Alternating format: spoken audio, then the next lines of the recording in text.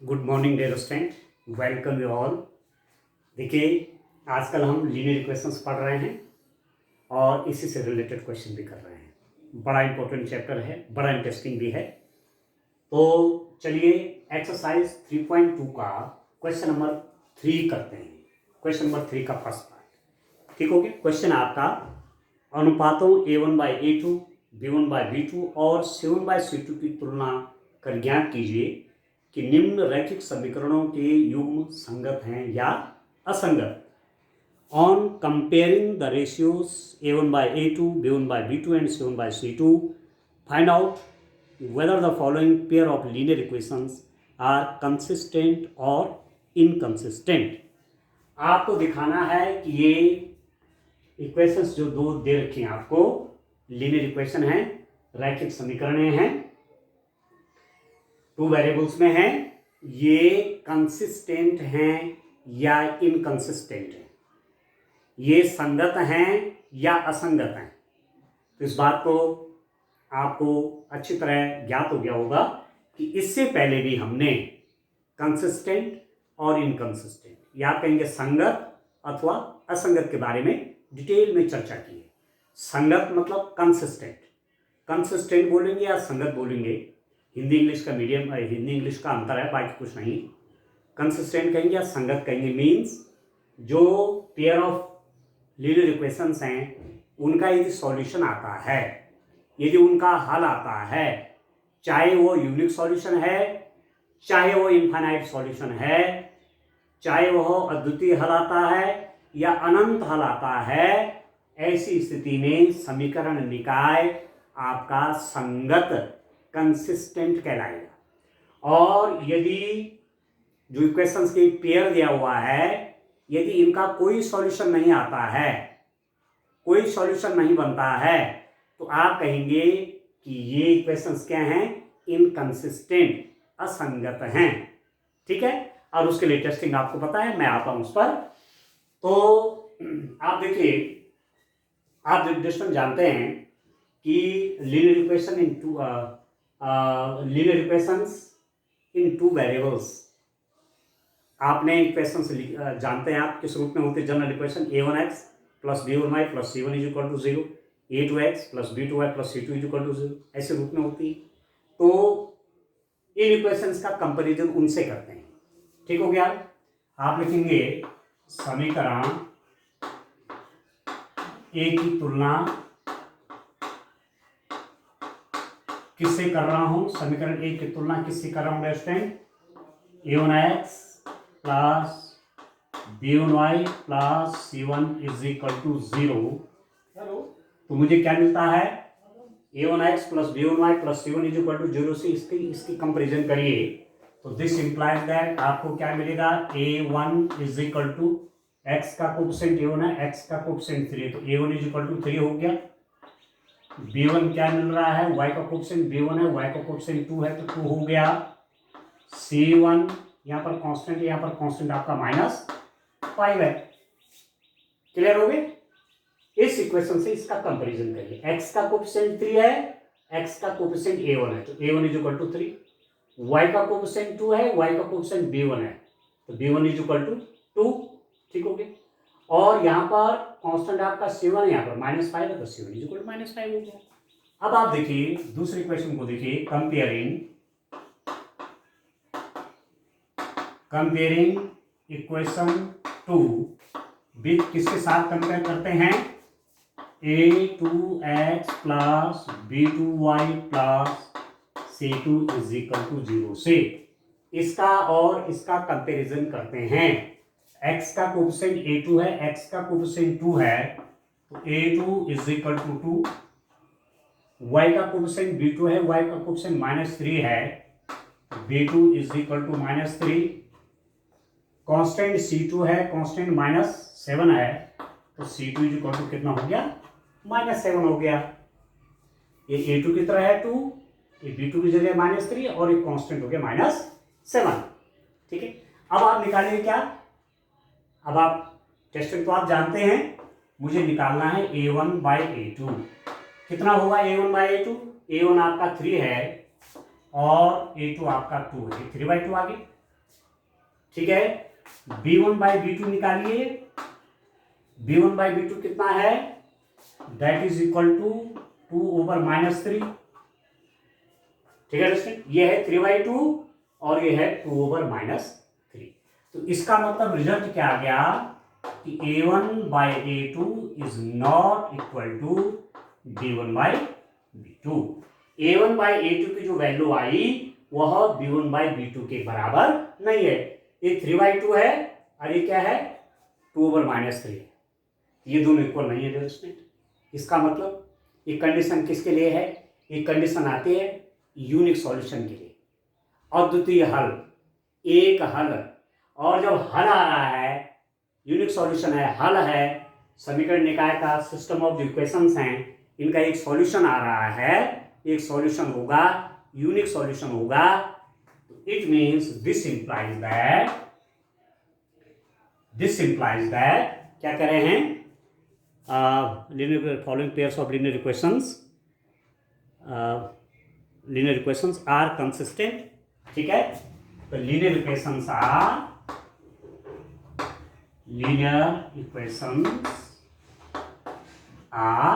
consistent।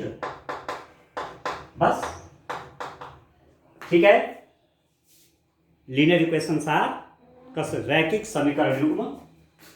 ठीक है, रैखिक समीकरण युग्म कैसा है, संगत है। ठीक है दोस्तों, ये जो इक्वेशंस थी आपको दे रखी है, 2 इक्वेशंस थी आपके पास, तो ये क्या है, कंसिस्टेंट है, संगत है। क्यों है, क्योंकि इनका सॉल्यूशन निकलेगा। ठीक है, इनका सॉल्यूशन होगा, वैसे भी यूनिक सॉल्यूशन होगा, ये कंडीशन। तो यदि ये कंडीशन होल्ड्स गुड करती है तो ऐसी स्थिति में इक्वेशन आपकी कंसिस्टेंट निकलती है। ठीक हो गया, ठीक हो गया। अब चलिए दूसरा क्वेश्चन लेते हैं। दूसरा क्वेश्चन क्या है उसको देखते हैं।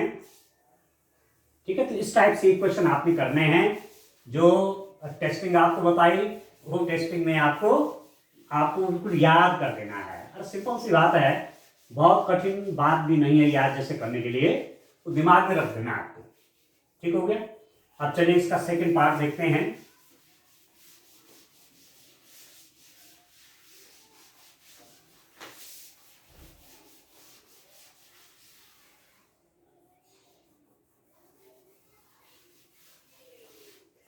देखिए इसका सेकंड पार्ट है दूसरा। देखिए 2x - 3y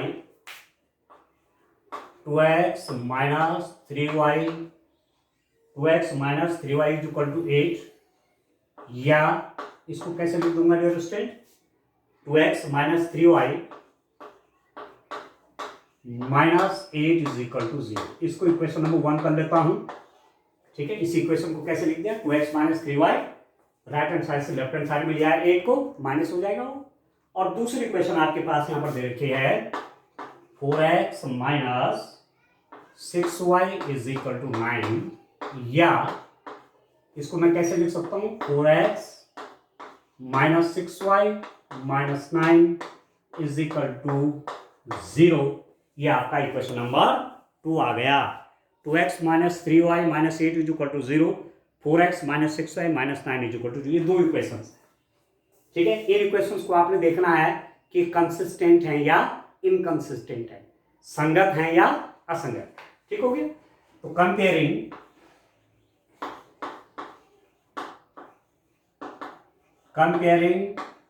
equation 1 with a1x plus b1y plus c1 = 0। इस इक्वेशन 1 का कंपैरिजन इससे करने पर क्या मिलेगा, this implies that a1 = x का कोफिशिएंट a1 है, x का कोफिशिएंट 2 है, तो a1 2 आ गया। ठीक है, b1 कितना है, y का कोफिशिएंट b1 है, y का कोफिशिएंट -3 है, तो -3 हो जाएगा। और कांस्टेंट यहां पर c1 है, यहां पर कांस्टेंट -8 है, तो c1 = -8। ठीक है, अब फिर देखिए आप समीकरण दो की तुलना किससे करने पर a2x plus b2y plus c2 is equal to 0 से करने पर, ठीक है। इन्हीं से क्यों कर रहे हैं कंपैरिजन, क्योंकि ये जो फॉर्म है ax plus by plus c is equal to 0, ये स्टैंडर्ड इक्वेशन है, ठीक है, ठीक है। Linear equations in two variable, दो चरों में रैखिक समीकरण का मानक समीकरण है, तो इसलिए इससे कंपैरिजन कर रहे हैं, क्योंकि ये और ये एक ही टाइप के हैं। x की पावर 1 x की पावर 1, कांस्टेंट भी है, जो भी है, नहीं भी है तब भी है, तब भी चलेगा, ठीक हो गया। तो ये सेम टाइप के हो गई। दिस सिंप्लाइज दैट, कंपैरिजन करेंगे, x का कोएफिशिएंट a2 है, x का कोएफिशिएंट 4 है, a2 is equal to 4, y का कोएफिशिएंट b2 है, y का कोएफिशिएंट -6 है, b2 इज इक्वल टू -6, ये आपका कांस्टेंट है c2 और ये हो गया आपका -9, ठीक हो गया। 4 -6 और -9, a1 b1 c1, a2 b2 c2। अब आप देखिए a1 बाई a2 निकालिए, a1 बाई a2 2/4, 2 1 जा 2, 2 2 जा 4, 1/2, a1 by a2, b1 by b2 कितना हो जाएगा, b1 बाई b2 -3 -6, ये भी कट जाएगा, ये भी 1/2 आ गया, देख रहे हैं, काट लीजिए, माइनस माइनस तो प्लस हो जाएगा, 3 1 जा 3, 3 2 जा 6, माइनस माइनस प्लस हो जाएगा, न्यूमरेटर में माइनस है, डिनोमिनेटर में माइनस है, तो प्लस हो जाएगा, और 3 से 6 कट गया तो 1/2 आ गया। और c1 बाई c2 निकालिए तो कितना आ रहा है डिस्टेंस, -8/9, -8/-9, -8/-9 मतलब 8/9, ठीक है। इसको आप 8/9 भी लिख सकेंगे। तो यहां पर क्या रिजल्ट मिल रहा है, this implies that what you get, a1 by a2 is equal to b1 by b2, a1 by a2 भी 1/2 है, b1 बाई b2 भी कितना है, 1/2 है, परंतु ये आपका c1 बाई c2 के बराबर नहीं है। c1 बाई c2 कितना, 8/9। तो आप देख रहे हैं a1 by a2 is equal to b1 by b2 है, वो कि c1 बाई c2 के बराबर नहीं है। तो क्या कहेंगे, ये केस क्या है, ये केस आपने देखा होगा, ये समांतर रेखाओं का केस है। ये दोनों इक्वेशंस क्या हो जाएंगी, ये पैरेलल हो जाएंगी, समांतर होंगी और इनके कोई हल नहीं निकलेगा। जब रेखाएं समांतर हो जाती हैं तो जब कहीं काटेंगे ही नहीं एक दूसरे को तो हल ही नहीं निकलेगा। तो ऐसी स्थिति में नो सॉल्यूशन का केस बनेगा, मतलब जब कोई हल ही नहीं निकलेगा, इट मीन्स ये क्या हो जाएगा, इनकंसिस्टेंट। लीनियर इक्वेशंस क्या हो जाएगी, pair of linear equations are inconsistent. तो this implies that pair of linear equations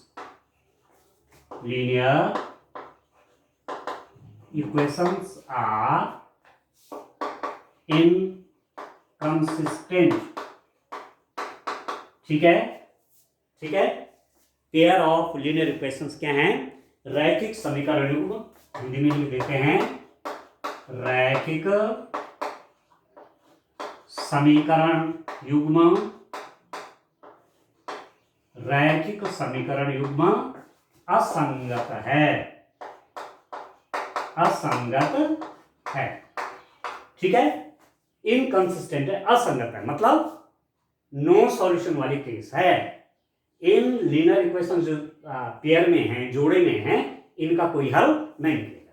कितना क्लियर है दोस्तों, तो ये आपको ध्यान रखना है, ठीक है। a1 by a2 b1 by b2 आ जाए, पर c1 बाई c2 के बराबर नहीं है, और a1 b1 c1 a2 b2 c2 सब आप जानते हैं क्या है।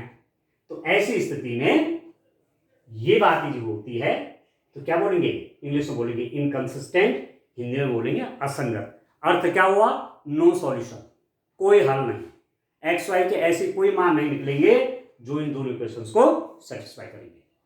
होगी, ठीक है। चलिए और आगे बढ़ते हैं, इसका थर्ड पार्ट पे हो चलते हैं दोस्तों। तो इस ढंग से आप क्वेश्चन करिए, कितने इंटरेस्टिंग है, कितने अच्छे हैं, और आगे आप सीधे क्वेश्चंस दे करके जान जाएंगे। अब माना ये क्वेश्चन आपको बोर्ड में आता है, ठीक है, जो मैं अभी कर रहा हूं, जिसको आप देख रहे हैं कि इनकंसिस्टेंट है, ठीक है। और आपने अभी आप कई मेथड पढ़ेंगे इक्वेशन को सॉल्व करने का, ठीक हो गया। और आप इक्वेशन को सॉल्व करने लग गए, आपने टेस्टिंग ही नहीं किया, किसका तो कोई हल ही नहीं होगा। तो सबसे पहले आपको टेस्टिंग करना है इक्वेशन का सॉल्यूशन है भी कि नहीं है। यदि वो इनकंसिस्टेंट है, असंगत है, तो आप लिख देंगे समीकरण निकाय असंगत है, इसलिए इसका कोई हल संभव नहीं है। बजाय कि सारी कैलकुलेशन करने के बाद रिजल्ट कुछ नहीं मिला, ठीक है। तो ये करना बहुत जरूरी है, ठीक है दोस्तों। चलिए और देखते हैं आगे। नेक्स्ट क्वेश्चन देखिए आप, क्या था आपके पास, क्वेश्चन नंबर 3 का थर्ड आप देखिए क्या है आपके पास। थर्ड क्वेश्चन है 3/2x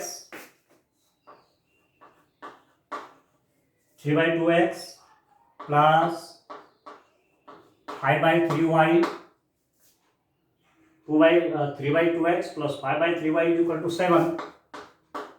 और या इसको कैसे लिख दूंगा, 3/2x plus 5/3y minus 7 is equal to 0। Equation number 1 है 3/2x plus 5/3y minus 7 is equal to 0। दूसरा इक्वेशन क्या है, 9x minus 10y is equal to 14। 9x minus 10y is equal to 14, और इसको लिख दीजिए 9x minus 10y minus 14 is equal to 0। ये है इक्वेशन नंबर 2, ठीक है दोस्तों। अब इसके केस में आप देखिए क्या कर पाऊंगा, मुझे शो करना है कि जो लीनियर पेयर है इक्वेशंस का, जो ये समीकरण निकाय है, ठीक है, रैखिक समीकरणों का युग्म है, ये संगत है या असंगत है, कंसिस्टेंट है या इनकंसिस्टेंट है, ठीक हो गया। 3/2x plus 5/3y minus 7 is equal to 0, 9x minus 10y minus 14 is equal to 0। आप करिए सेम जो तरीका है, ठीक है। कंपेयरिंग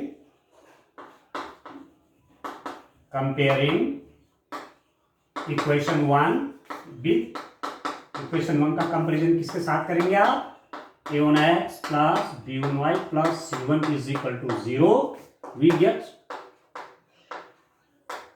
क्या मिलता है, इसका कंपेरिजन इसके साथ करने पर क्या मिलता है, x का कोएफिशिएंट a1 है, x का कोएफिशिएंट 3/2 है, तो this implies that a1 is equal to 3/2, ठीक है। 3/2 x का कोएफिशिएंट 3/2 है, और यहाँ x का कोएफिशिएंट a1 है, तो a1 इज इक्वल टू 3/2। यहाँ y का कोएफिशिएंट b1 है, y का कोएफिशिएंट क्या है 5/3, तो b1 क्या हो जाएगा आपका, b1 इज इक्वल टू 5/3 है, and c1 is equal to, यहाँ पर कांस्टेंट है c1, यहाँ पर माइनस 7 है। एक बात आ गई आपकी, ठीक हो गया। अब देखिए, अब एक लाइन में इंग्लिश में लिख रहा हूँ, दूसरे में हिंदी में लिख रहा हूँ, तो दोनों मीडियम के स्टूडेंट के लिए हो जाएगा, ठीक है। समीकरण 2 की तुलना a2x plus b2y plus c2 is equal to 0 से करने पर तुलना कर लीजिए, ठीक है। क्या मिलेगा दोस्तों, देखिए x का कोएफिशिएंट a2 है, x का कोएफिशिएंट 9 है, तो this implies that a2 is equal to 9। y का कोएफिशिएंट b2 है, y का कोएफिशिएंट माइनस 10 है, तो b2 is equal to minus 10। c2 constant है, c2 माइनस 14 है, तो c2 is equal to minus 14, ठीक हो गया। a2 आपका 9 है, b2 माइनस 10 है, और c2 कितना हो गया, माइनस 14 हो गया, क्लियर है, ठीक है। अब क्या करेंगे, हम निकालिए a1/a2 इज इक्वल टू कितना आ रहा है, a1 आपका 3/2 है, 3/2 डिवाइडेड बाई a2 आपका 9 है। अब बात है कि सॉल्व करें कितना आएगा। अब ध्यान रखना, थोड़ा ही सोच चल जाता हूँ, वैसे अधिकांश स्टूडेंट जानते हैं, पर यदि कोई स्टूडेंट ऐसा फ्रैक्शन का डिवीजन माना कंफ्यूज कर रहे हैं, पुराना पढ़ा था, कोई दिक्कत है, मैं बता देता हूँ। देखिए माना आपके पास है x/y ओवर आपने कहा z/p फॉर एग्जाम्पल, ये कोई फ्रैक्शन है, देखो x/y एक भिन्न है, उसमें इस भिन्न से डिवाइड हो रहा है। तो ध्यान आप करेंगे कि सबसे नीचे वाला जो ये है, ये डिनोमिनेटर है, इस डिनोमिनेटर का मल्टीप्लाई एक्स में हो जाएगा, x into P divided by इस वाई और जेड का मल्टीप्लाई हो जाएगा और डिनोमिनेटर में रहेंगे। ये तरीका है, इस पी का मल्टीप्लाई इसके साथ, ठीक है, ठीक है, इस डिनोमिनेटर का मल्टीप्लाई इस न्यूमरेटर के साथ और इस डिनोमिनेटर का मल्टीप्लाई इस न्यूमरेटर के साथ। तो x into p divide by y into z. अगर डिफरेंट चीजें आती, माना ऐसा है एक्स वाई। अब चलिए आप, मैं थोड़ा सा एक न्यूमेरिकल एग्जांपल भी देता हूं। आप बोलेंगे सर न्यूमेरिकल एग्जांपल दीजिए। 1/2 डिवाइडेड बाई 3/4 है फॉर एग्जांपल, एक फ्रैक्शन है, एक ही है, तो हमने कहा इसकी मल्टीप्लाई इसके साथ हो जाती है, तो आप करेंगे 1 इंटू 4 डिवाइडेड बाई इसका मल्टीप्लाई हो जाता है 2 इंटू 3। एक केस हो गया, ठीक। दूसरा देखता हूं, यदि ऐसा है x by y divided by z, माना ऐसा है, तो आप क्या करेंगे? देखिए ये तो पूरा फ्रैक्शन है, ये एक्स बाई वाई फ्रैक्शन है, पर जेड यहां पर सीधा एक नंबर टाइप का है, ठीक है, एक इंटीजर टाइप का। तो आप इसको भी फ्रैक्शन रूप में बनाए, आप इसको लिख दीजिए जेड बाई 1, ठीक है, क्योंकि जेड को क्या लिखा जा सकता है? Z by 1, z by 1 is equal to z. अब इसकी 1 की मल्टीप्लाई एक्स के साथ होगी, तो x divided by y into z, x into 1 divide by y, y into z. Clear है? क्लियर है? मतलब कहने का मतलब हुआ कि ऐसा है 1/2 डिवाइडेड बाई 3, तो ये तो फ्रैक्शन है, उसमें आप 3 से डिवाइड कर रहे हैं, इसको फ्रैक्शन में कन्वर्ट कर लीजिए। 3 को कैसे लिखेंगे? 3/1, तो 1 की मल्टीप्लाई इस 1 के साथ, 1 इंटू 1 डिवाइडेड बाई इस 2 की मल्टीप्लाई 3 के साथ, 2 इंटू 3, ये हो जाएगा 1/6, ठीक हो गया। और यदि केस ऐसा है, अब लास्ट एक केस और रहता आखिर, ठीक है, एक केस और लिख देता हूं और तब इस क्वेश्चन को सॉल्व करता हूं। तो फंडामेंटल आपको अपना क्लियर करना है, ठीक है, जिससे कैलकुलेशन में कोई दिक्कत हो, गलती ना हो।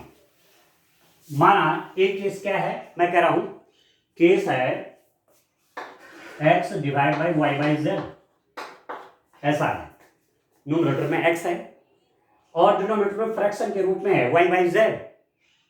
तो क्या करेंगे?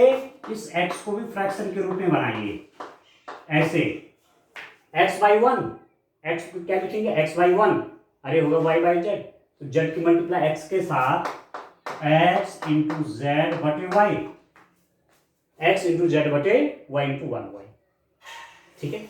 एग्जाम्पल देख लीजिए, माना आपने कहा 3/2/5, यह है फ्रैक्शन नीचे, ठीक है, ये एक नंबर टाइप का है, इंटीजर टाइप का है, पूर्णांक है। इसको क्या कर लीजिए, इसको कैसे लिख दूंगा मैं? दिस इज इक्वल टू 3/1 कर लीजिए, इसको भी 3/1 is equal to 3 divided over divide by 2/5, ठीक हो गया। ये भी फ्रैक्शन के रूप में होगा, ये भी हो गया। अब नियम क्या होगा? इस 5 की मल्टीप्लाई 3 के साथ, तो 5 इंटू 3 डिवाइडेड बाई 1 की मल्टीप्लाई 2 के साथ, तो आपका हो जाएगा 15/2 आ गया, ठीक है दोस्तों। तो इस रूप में आपको ये काम करना है, ठीक है। अब चलिए क्वेश्चन पर आते हैं। ये तो अतिरिक्त जानकारी थी जो कि आपने पहले पढ़ ली है, मैंने थोड़ा सा, ठीक है, उस पर जरा सा बात और कर लिया, बाकी कुछ नहीं, ठीक हो गया। अब आप चलिए देखिए दोस्तों, ये है यहां पर, जैसे मैंने कहा a1 बाई a2, a1 क्या था? 3/2, देखिए, और a2 क्या है? a2 क्या है? a2 आपका 9 है, ये तो ये तो फ्रैक्शन में है और ये इंटीजर के रूप में पूर्णांक संख्या है, तो उसको फ्रैक्शन बनाइए, 9/1 कर लीजिए, तो कितना होगा value? This is equal to इस 1 की मल्टीप्लाई 3 के साथ 3 into 1 divided by 2 into 9, 3 into 1 divided by 2 into 9, 3 3 जा 9, तो ये हो गया 1/6। आपके पास a1 बाई a2 आ गया 1/6, ठीक। अब निकालिए b1 बाई b2 कितना होता है, ठीक है, या उधर ही निकाल लेते हैं। चलिए एक बार देख लेता हूं, b1 बाई b2, इसको देखिए, b1 कितना है? How much is b1? b1 है 5/3, 5/3 डिवाइडेड बाई b2, b2 है -10, ठीक है, अब ये तो फ्रैक्शन है, 5/3 फ्रैक्शन है, भिन्न है, इसको भिन्न बना लीजिए, तो 10/1 कर लीजिए। अब इस 1 के मल्टीप्लाई 5 के साथ 1 इंटू 5 डिवाइडेड बाई 3 इंटू -10, तो कितना हो जाएगा, 5 2 जा -2 आ जाएगा, तो दिस इज -1/6। ठीक है दोस्तों, यहां आया था प्लस, यहां था प्लस और यहां था माइनस है, ये भी 1/6 और ये -1/6, पर दोनों बराबर नहीं है, +2 और -2 बराबर नहीं होते, +4 और -4 बराबर नहीं होते। ठीक है, तो वैसे ही +1/6 और -1/6 बराबर नहीं है, तो क्या रिजल्ट आ गया कि A1/A2 is not equal to B1/B2, A1/A2 B1/B2 के बराबर नहीं है। तो क्या रिजल्ट मिल रहा है ऐसी स्थिति में, आप लिखेंगे, ठीक है, pair of linear equation, pair of linear equations are consistent, संगत। ठीक है, क्योंकि ये कंडीशन हो गई, दिस इंप्लाइज दैट समीकरण युग्म क्या है दोस्तों, संगत है, समीकरण युग्म संगत है, pair of linear equations are consistent, संगत है, क्योंकि ये कंडीशन हो गई है। क्लियर हो गया, चलिए नेक्स्ट क्वेश्चन देखते हैं। तो बढ़िया सा प्रैक्टिस आप कर लीजिए, फिर कहीं कोई दिक्कत नहीं आएगी दोस्तों। चलिए इसका 4th पार्ट देखिए।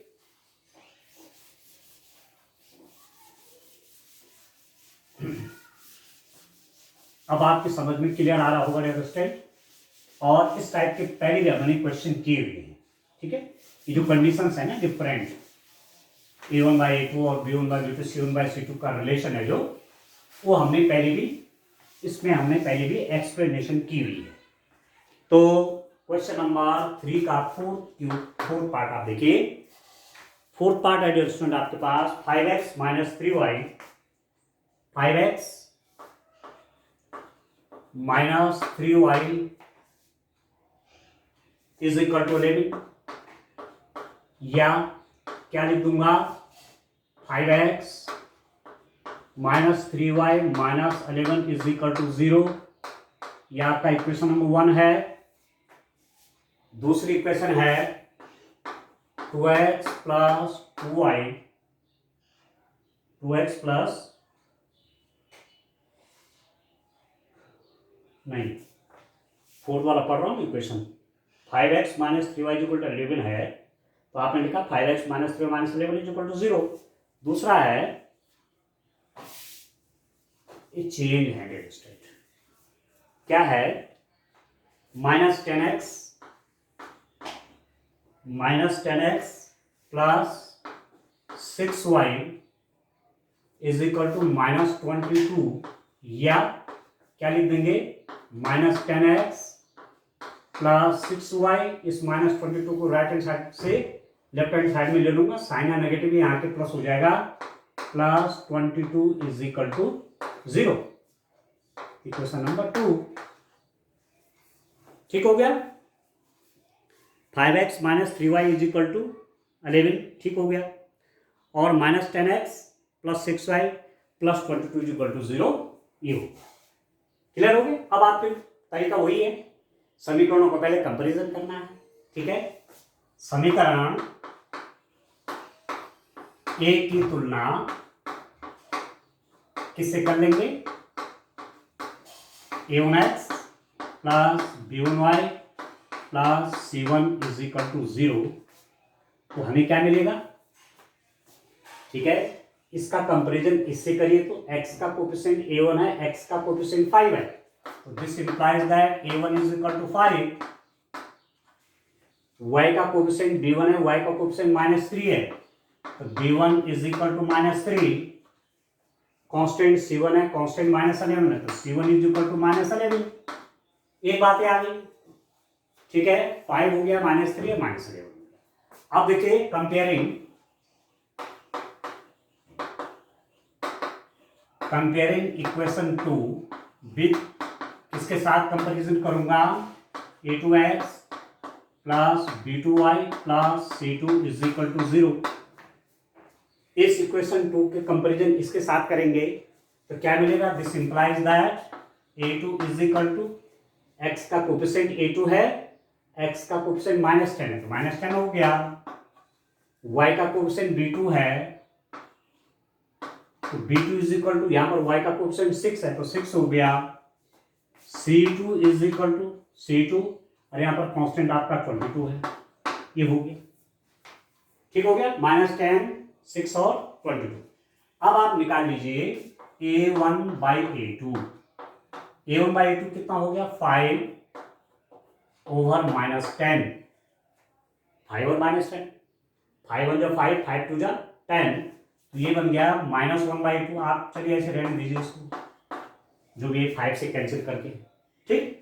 आप निकाल लीजिए b1/b2, b1/b2 कितना आ रहा है स्टूडेंट, -3 ओवर 6, काट लीजिए तो ये भी आपका -1/2, इसको भी -1/2 कर लीजिए, ठीक हो गया, प्लस माइनस माइनस से होता है तो ये भी 1/2 है, ठीक हो गया, और ये भी ये भी -1/2 है, नेगेटिव है, ठीक है ये, और ये भी -1/2 है। c1/c2 निकालिए जरा, c1/c2, c1 कितना है -11 और c2 कितना है 22, तो ये भी -1/2 आया, नहीं आ गया, c1/c2 -11/22, 11 से कैंसिल कर लीजिए तो -1/2 ये भी आया, तो this implies that as result क्या मिल रहा है, a1/a2 is equal to b1/b2 is equal to c1/c2, ये रिजल्ट आ गया। तो जब ऐसा रिजल्ट आ जाता है तो पिछले वीडियो में हमने बताया था, पिछले लेक्चर में बताया था कि ऐसी स्थिति में पेयर ऑफ लीनियर इक्वेशंस जो होती हैं एक पैरेलल होती हैं, समांतर होती हैं और इनफाइनाइट नंबर ऑफ सॉल्यूशन मिलता है, अनंत हल मिलते हैं। कैसे हल मिलते हैं, अनंत मिलेंगे, क्योंकि कोइंसिडेंस हो जाता है, पैरेलल नहीं, ये पैरेलल का केस नहीं है, ये कोइंसिडेंस का केस है, सॉरी मैंने पैरेलल कहा, पैरेलल नहीं, पैरेलल कब होंगे जब ये इक्वल टू नहीं होगा, ये पैरेलल नहीं बल्कि कैसे है, समपाती, कोइंसिडेंस, कोइंसिडेंट मतलब एक के ऊपर दूसरे रेखा आ गई है, तो ऐसी स्थिति में अनंत हल होते हैं। तो हल तो होते हैं, इनफाइनाइट सॉल्यूशन आते हैं, और जब इनफाइनाइट सॉल्यूशन आएंगे तो जब लीनियर इक्वेशंस जो पेयर आपका है उसके सॉल्यूशन आ रहा है तो उसे क्या बोलेंगे, कंसिस्टेंट है, ठीक है। दिस इंप्लाइज दैट समीकरण युग्म क्या है, संगत है, बस संगत है, कंसिस्टेंट है। और आगे पूछा जाएगा तो प्रश्न ऐसे भी आ सकता है कि कितने हल होंगे, आप बोलेंगे इनफाइनाइट नंबर ऑफ सॉल्यूशंस आएंगे। आप ये भी पूछा जा सकता है कि ये क्या है, संपाती है या नहीं है, संपाती है, एक दूसरे के ऊपर पड़ती है, तो ये अलग नॉलेज है क्वेश्चन के हिसाब से। इस क्वेश्चन में केवल ये चीज पूछना है कि संगत है क्या संगत है, सॉल्यूशन निकलेगा, सॉल्यूशन निकल रहा है, सॉल्यूशन है चाहे अनंत है पर क्या है, सॉल्यूशन है तो संगत होगा, ठीक है। This implies that pair of linear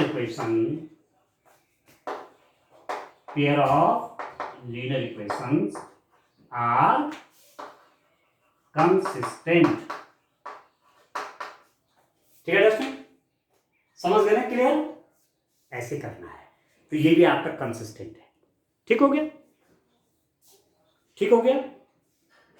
अब चलते हैं क्वेश्चन नंबर 5 की ओर, इसी का 5th पार्ट देखेंगे, देखिए कैसे करेंगे, देखिए बड़ा इंटरेस्ट, बड़ा अच्छा भी आपको लग रहा होगा, ठीक है।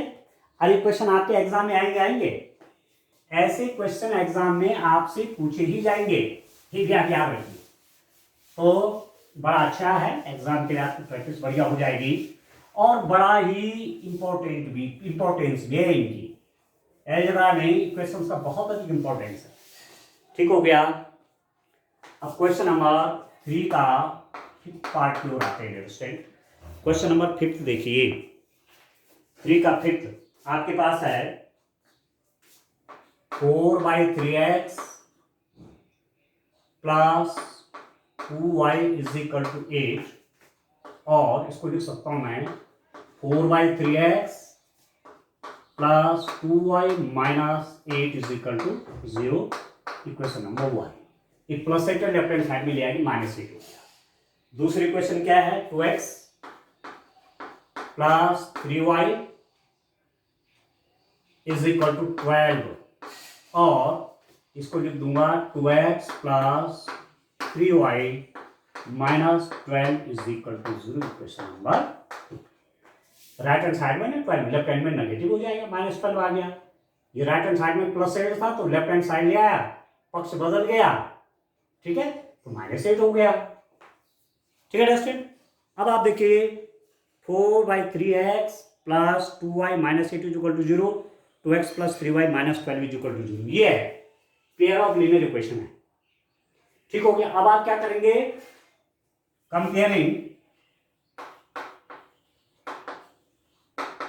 कंपेयरिंग इक्वेशन 1 विथ, किससे कंपेयर करेंगे, a1x plus b1y plus c1 is equal to 0।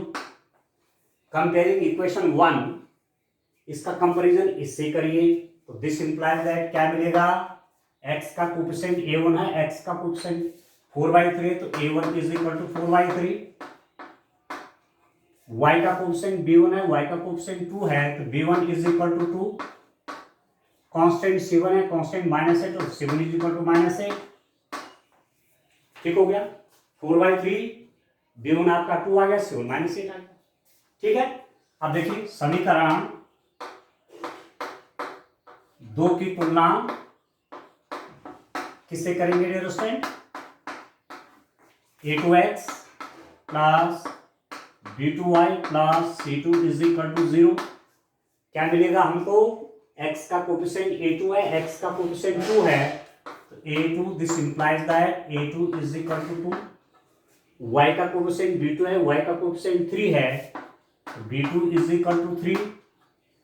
ठीक है, कांस्टेंट c2 है, कांस्टेंट -12 है, c2 इज इक्वल टू -12। ठीक हो गया, a1 b1 7 निकल गया, a2 b2 c2 निकल गया। अब क्या करेंगे, अब करेंगे a1/a2। ठीक है, a1/a2 की वैल्यू निकालेंगे। a1 कितना है, 4/3, 4 डिवाइडेड बाई a2 मीन्स 2। अब इसको कैसे सॉल्व करेंगे, देखिए 4/3 होल डिवाइडेड बाई 2, ये तो फ्रैक्शन है, ये तो भिन्न है। अरे इंटीजर ही पूर्णांक संख्या भिन्न बना दीजिए, 2 को क्या लिख देंगे, 2/1 कर दूंगा। ठीक है, और अब इस 1 की मल्टीप्लाई 4 के साथ, आप जानते हैं सबसे नीचे वाले की मल्टीप्लाई इस ऊपर वाले के साथ होती है, 1 × 4 बटे इसकी मल्टीप्लाई 3 × 2 तो 2 × 2 = 4। ठीक है दोस्तों, तो कितना हो जाएगा, 2/3 आ गया, 2/3। ठीक हो रहा है। अब b1/b2 निकालिए, b1/b2 कितना होगा, b1/b2, b1 कितना है 2 और b2 कितना है 3। यहां तो कुछ काटने की आवश्यकता ही नहीं, सब लोएस्ट फॉर्म में है, निम्नतम रूप में है, 2/3 हो गया। c1/c2 -8/-12, माइनस माइनस कट करके हो गया प्लस, 4 2 = 8, 4 3 = 12, 2/3 हो गया। a1/a2 2/3, b1/b2 2/3, c1/c2 2/3। तो this implies that a1/a2 is equal to b1/b2 is equal to c1/c2। ये सब बराबर हो गए, a1/a2 भी 2/3 है, b1/b2 भी 2/3 है, c1/c2 भी क्या हो गया, 2/3 हो गया।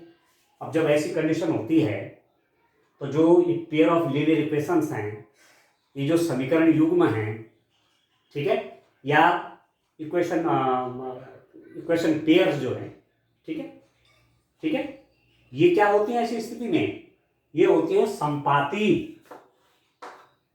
कोइंसिडेंस का केस है ये। कोइंसिडेंट एक दूसरे के ऊपर आ जाती है, संपाती हो जाती है, और ऐसी स्थिति में अनंत हल होते हैं, इनफाइनाइट सॉल्यूशन आते हैं।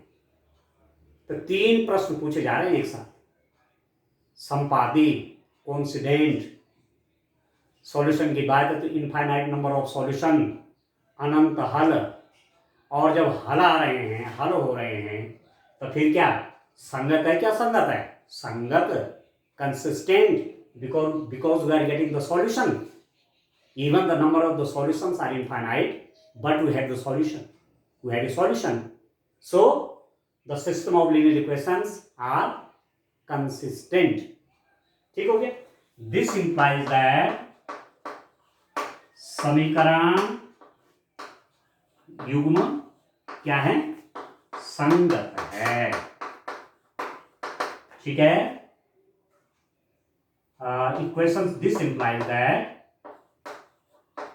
linear equations pair of, ऐसा लिख दीजिए, pair of linear equations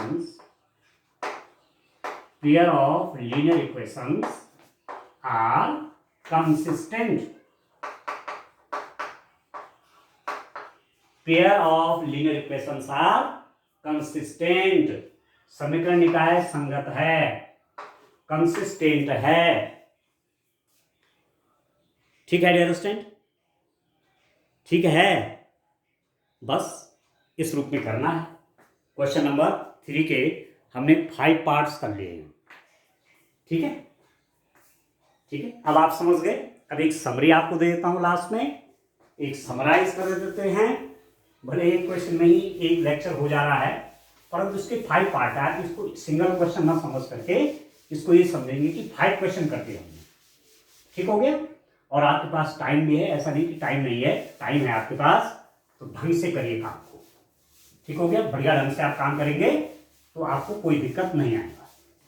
ठीक है, तो एज ए समरी मैं लिख देता हूं, पहले मैंने लिखी हुई है। तो जब पेयर ऑफ लीनियर इक्वेशंस आपके पास होती हैं, a1x plus b1y plus c1 is equal to 0, और आप लिखते हैं a2x plus b2y plus c2 is equal to 0। ठीक है, ठीक है, अब ज्यादा कंडीशन नहीं लिख रहा हूं। तो यदि ऐसी स्थिति है कि a1 by a2 is not equal to b1 by b2, तो क्या लिखते हैं, कंसिस्टेंट, मतलब संगत। और क्या लिखते हैं, यूनिक सॉल्यूशन, यूनिक सॉल्यूशन, अद्वितीय हल, अद्वितीय हल। ठीक है, और क्या लिखते हैं, इंटरसेक्ट एट ए पॉइंट, एक बिंदु पर प्रतिच्छेद करते हैं। ठीक है अंडरस्टैंड, ये स्थिति होती है, कंसिस्टेंट, अद्वितीय हल। ठीक हो गया ना, ठीक हो गया ये। तो और जब ग्राफ की बात आएगी, तो ग्राफ जब आएगा तो इस रूप में आएगा, एक पॉइंट पर इंटरसेक्शन होगा दो लाइन का। एक चीज आपको ये ध्यान रखनी है। ठीक हो गया, अब दूसरी बात यदि ऐसा है, a1 by a2 is equal to b1 by b2 is equal to c1 by c2, तो ये भी क्या है, सॉल्यूशन मिलेगा। ये भी है कंसिस्टेंट, संगत। ठीक है, इनफाइनाइट सॉल्यूशन, ऐसा सॉल्यूशन मिलेगा, इनफाइनाइट सॉल्यूशन, अनंत हल। तीसरी क्या बात होगी, संपाती,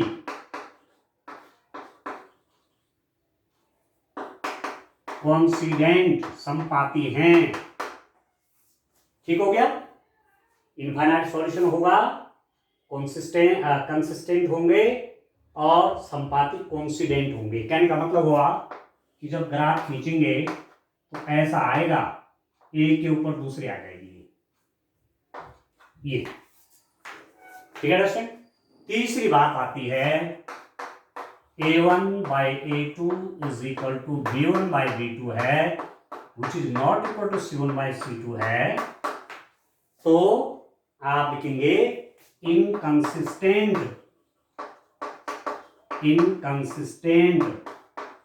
असंगत मतलब नो सॉल्यूशन, कोई हल नहीं, हमें कोई हल नहीं मिलता। ठीक हो गया। और तीसरा क्या हो जाएगा, पैरेलल, समांतर। ये समांतर की कंडीशन है, ये पैरेलल की कंडीशन है। तो ऐसी स्थिति में लाइंस आपकी ऐसी पैरेलल हो जाएंगे दोस्तों ये। और जब पैरेलल होंगे, आप देख रहे हैं पैरेलल हैं, कहीं भी एक दूसरे को नहीं काटती, तो कोई हल ही नहीं निकलेगा। तो ये पूरी समरी हो गई। मुझे पूरा विश्वास है कि आप बढ़िया ढंग से समझ गए होंगे। आज के लिए इतना काफी है। Thank you, bye bye.